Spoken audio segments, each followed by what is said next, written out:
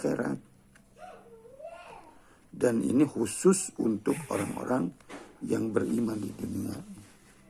Gitu. Ini ada rahim. Dan rahim ini tadi jumlahnya tentunya yang 9, 10, 9 plus 1. Gitu ya. Berarti semua gitu ya di situ. Kenapa hanya untuk orang beriman? Yaitu tentunya yang ahli surga ya.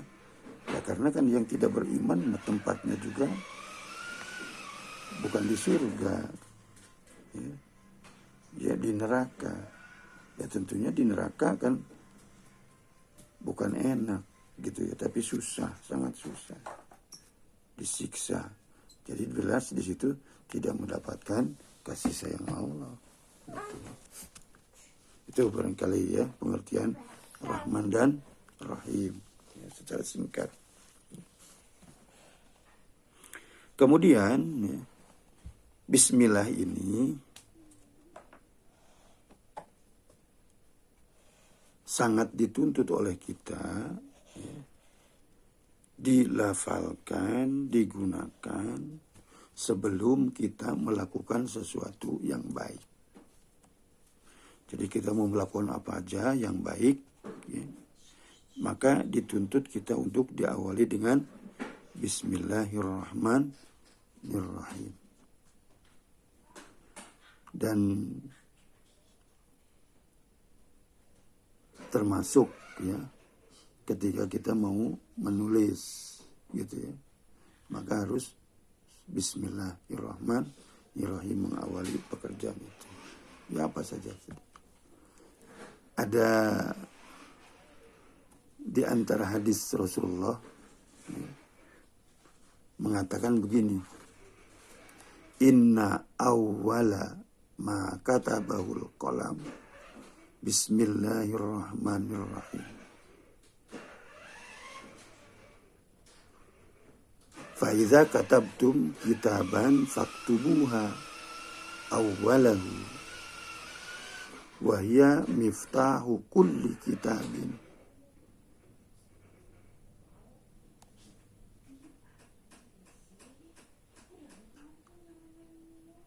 Unzila walamma nuzila ala Jibril biha a'adaha salasan wa qala hiya laka wa li ummatika. Ini perintah Rasul ya, di dalam firman, di dalam sabdanya gitu ya. Bahwasanya awwala ma katabahul qalam, yang paling pertama ya gitu ya, ditulis gitu ya dengan pulpen, dengan pena adalah Bismillahirrahmanirrahim. Gitu. Apabila kalian menulis buku seperti gitu ya, maka faktubuha awwalahu, hendaknya di awal ditulis Bismillahirrahmanirrahim. Jadi kalau kita menulis buku ya, hendaklah di awal dituliskan kalimat atau ini frase ya, bukan kalimat, ini frase Bismillahirrahmanirrahim. Wahia, kata Rasul, Bismillahirrahmanirrahim, miftahu kulli kitabin. Jadi, kunci setiap kitab, setiap buku yang unzila, ini diturunkan. Jadi ini kunci setiap kitab yang diturunkan, gitu. Dan ketika kitab ini diturunkan melalui Jibril, atau ketika ya Bismillah ini diturunkan kepada Jibril ya, atau melalui Jibril lah gitu ya, kepada Nabi Muhammad tentunya gitu. Maka Jibril a'adaha salasan, Jibril mengulanginya 3 kali. Dan Jibril berkata kepada Nabi, ya, hiya, nah bismillah ini laka wali ummatika, untukmu dan untuk umatmu, katanya begitu. Itu yang disampaikan, ya, oleh Rasulullah SAW, ya, yang disampaikan oleh Jibril kepada Rasulullah SAW. Kemudian ada hadis lain, ya, yaitu hadis Abu Dawud dan yang lain, yang bunyinya adalah kullu amrin dzibalin la yabda'u fihi bismillahirrahmanirrahim fahuwa abtar au aqta au ajzam. Gitu. Dalam hadis ini nyatakan setiap sesuatu yang baik, gitulah kita terjemahkannya. Setiap sesuatu yang baik yang tidak, gitu ya, diawali dengan bismillahirrahmanirrahim, kata Rasul, fahuwa abtar, gitu ya, fahuwa aqta au azam, maka itu adalah putus, gitu ya. Artinya putus dari berkah, atau kurang berkahnya, atau sedikit berkahnya, gitu ya. Itu fahuwa abtar au aqta au azam. Jadi kalau kita melakukan sesuatu yang baik dan tidak diawali dengan bismillahirrahmanirrahim, maka putus berkahnya, gitu ya. Tidak ada berkahnya, atau kurang berkahnya, atau sedikit sekali berkahnya. Sedangkan kita ketika melakukan sesuatu itu karena inginnya itu mendapatkan banyak berkah, gitu. Banyak berkah itu artinya berarti banyak kebaikan. Karena berkah itu adalah banyak kebaikannya. Kebaikan terus bertambah. Itu namanya banyak berkah, ya. Gitu. Kemudian, apakah bismillahirrahmanirrahim ini merupakan bagian dari ayat Al-Quran di setiap surat selain surat At-Taubah, gitu ya? Karena kita melihat, ya, dalam setiap surat Al-Quran itu pasti didahului dengan bismillahirrahmanirrahim. Kecuali satu yang tidak. Karena bahkan katanya ini haram. Yang tidak adalah yang tidak dicontohkan, gitu ya. Yang dilarang mengucapkan bismillahirrahmanirrahim itu untuk memulai itu adalah di dalam Quran tadi surah At-Taubah, surah Baro'ah di situ. Langsung saya di situ tanpa bismillah, langsung Baro'atun minallah dan seterusnya. Gitu. Itu dalam surah At-Taubah. Ya.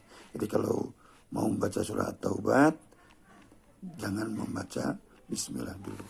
Nah, kembali kepada pertanyaan. Dengan melihat tadi itu semua, ya, apakah tadi, ya, bismillah ini merupakan bagian dari ayat pada setiap surat atau bagaimana, gitu ya. Nah, baik di dalam hal ini, ya, para ulama itu berbeda pendapat.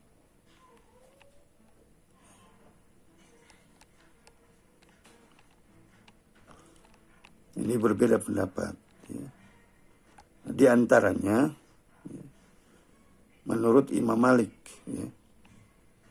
Menurut Imam Malik, bismillah ini laisat ayatan minal Fatihah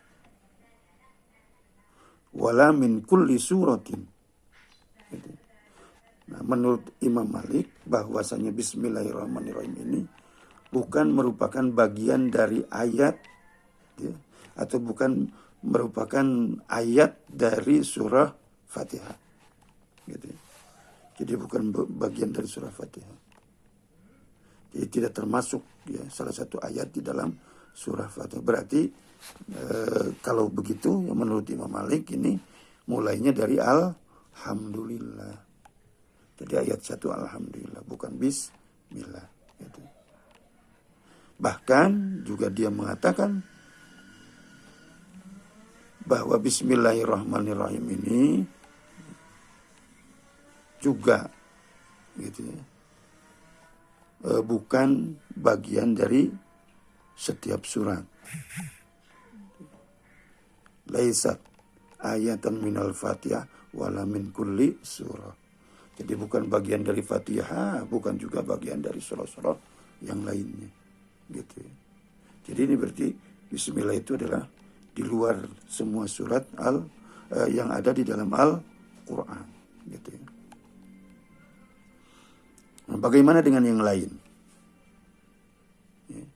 Di antaranya adalah Abdullah bin Mubarak.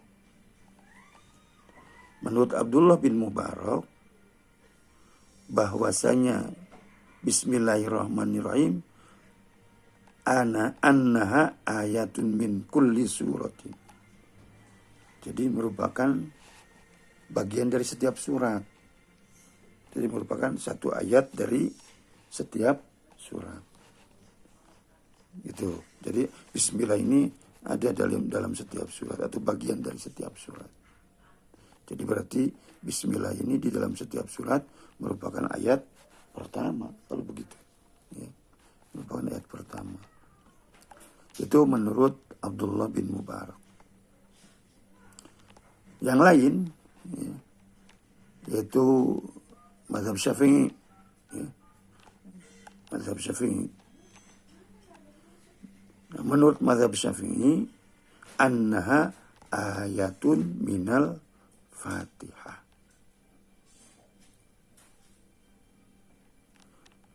Jadi menurut mazhab Syafi'i ini, bahwasanya Bismillah ini adalah merupakan satu ayat dari surah Al-Fatihah. Ini bagian dari surah Al-Fatihah. Artinya merupakan ayat dari surah Al-Fatihah.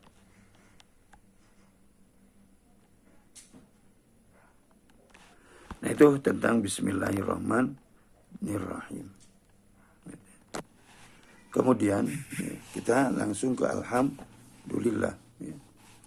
Alhamdulillahirabbil alamin. Nah, jadi di dalam hal ini tadi menurut Imam Malik kan ya, bahwa Fatihah ini bukan didahului oleh Bismillah, tapi didahului oleh Alhamdulillah. Ya. Nah, Alhamdulillah ini adalah memuji. Ya.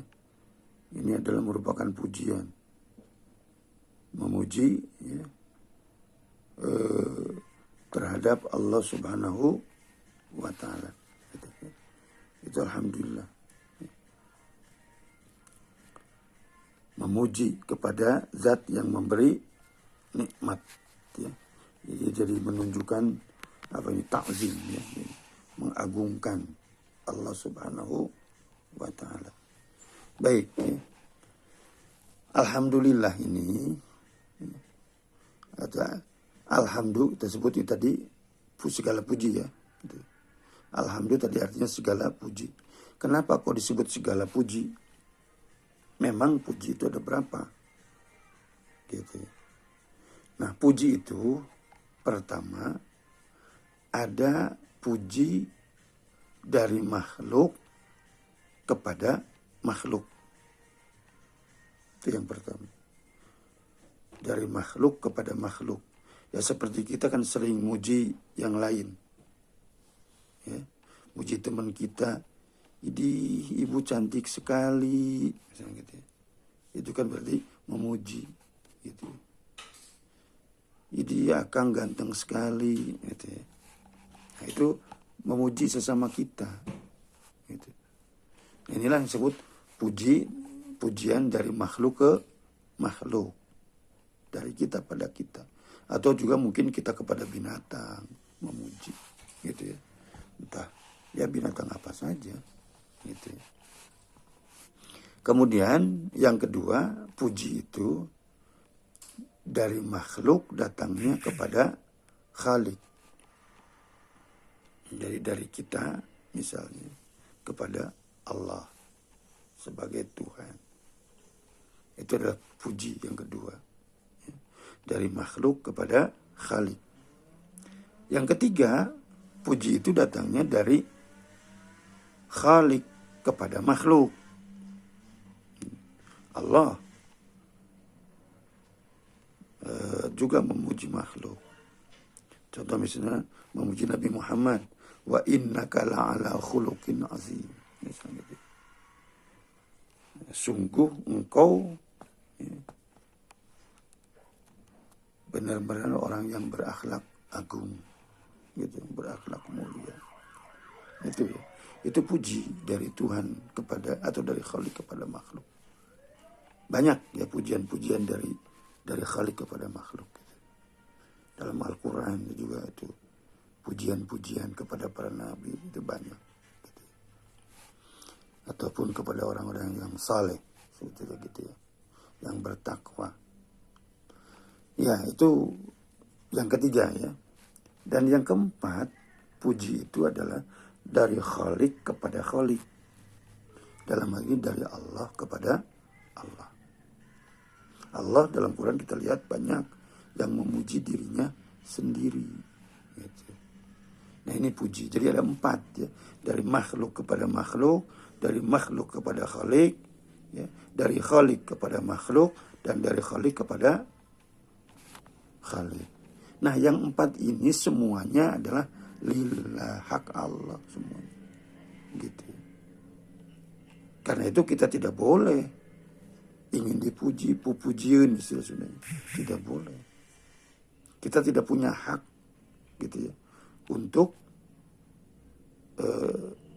ingin dipuji gitu ya. Tidak punya hak untuk mendapatkan pujian.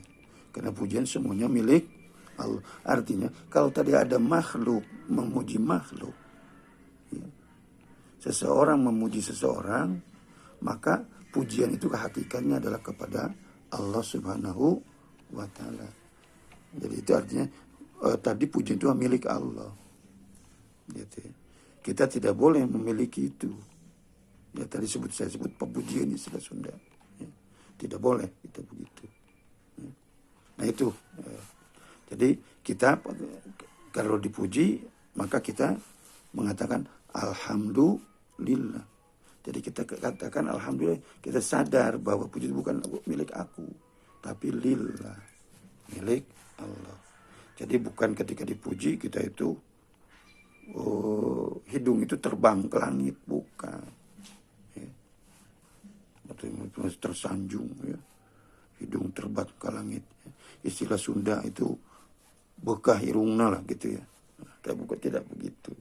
Kenapa? Karena pujian yang diberikan pada kita itu semua adalah lillah. Makanya kita ucapkan ketika dipuji orang, ucapkan alhamdulillah. Itu alhamdulillah. Ya. Alhamdulillah. Kemudian berikutnya ini ada Rabbil Alamin. Rabb tadi ini seringkali kita terjemahkan dengan Tuhan. Itu Rabb itu ya. Sering diterjemahkan dengan istilah Tuhan dalam bahasa kita. Makanya dalam terjemahan Alhamdulillah Rabbil Alamin sering diterjemahkan dengan segala puji bagi Allah Tuhan seluruh sekalian alam. Nah, Rabb ini sebenarnya memiliki makna yang sangat dalam. Rabb itu artinya Tuhan zat yang mencipta, yang memelihara, yang mengurus, yang mendidik, itu namanya Rabb. Jadi kalau Allah itu Rabbuna, Tuhan kita, artinya Allah yang menciptakan kita, yang mengurus kita, yang memelihara kita, dan yang mendidik kita. Itu adalah Rabb, gitu ya, Tuhan.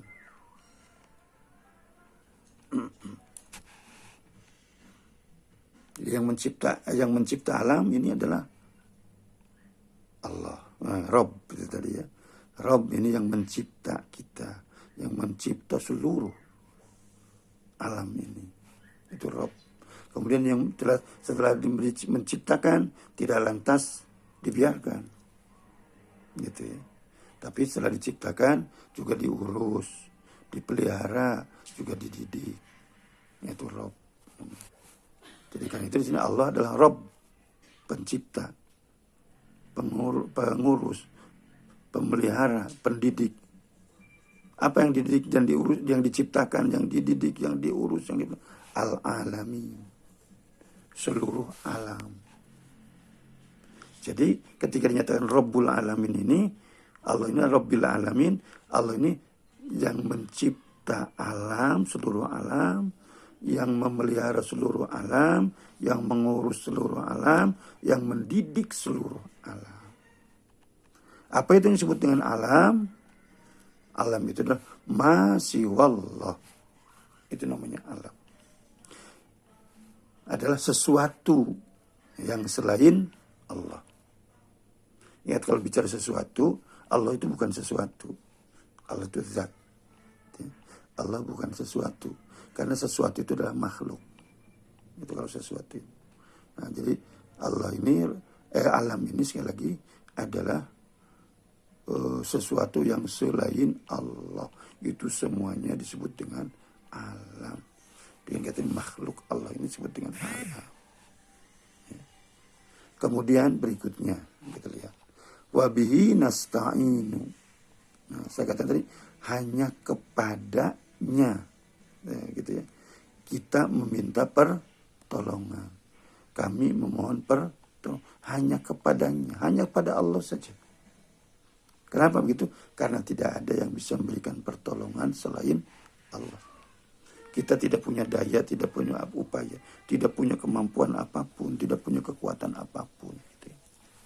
Kita ini makhluk yang lemah. Artinya berupa makhluk yang lemah, yang tidak berdaya. Kalau kita bisa melakukan segala sesuatu, itu karena Allah. Itu karena tadi bantuan Allah, karena pertolongan Allah. Kita bisa mendadak tidak bisa apa-apa, walaupun kita banyak ilmu, banyak pengetahuan, dan kita tahu tentang sesuatu itu, tetapi suatu ketika kita bisa tidak tahu apa-apa. Ketika oleh Allah dibikin kita tidak tahu, gitu ya. Nah, oleh karena itu, ya, karena kita juga sering mengatakan la haula wala quwwata illa billah. Kita sering terjemahkannya, tidak ada daya dan upaya kecuali hanya karena pertolongan Allah Subhanahu wa ta'ala. Artinya ucapan la haula wala quwwata illa billah ini adalah satu bentuk pengakuan kita. Ya. Bentuk pengakuan kita, bentuk kesadaran kita yang menyatakan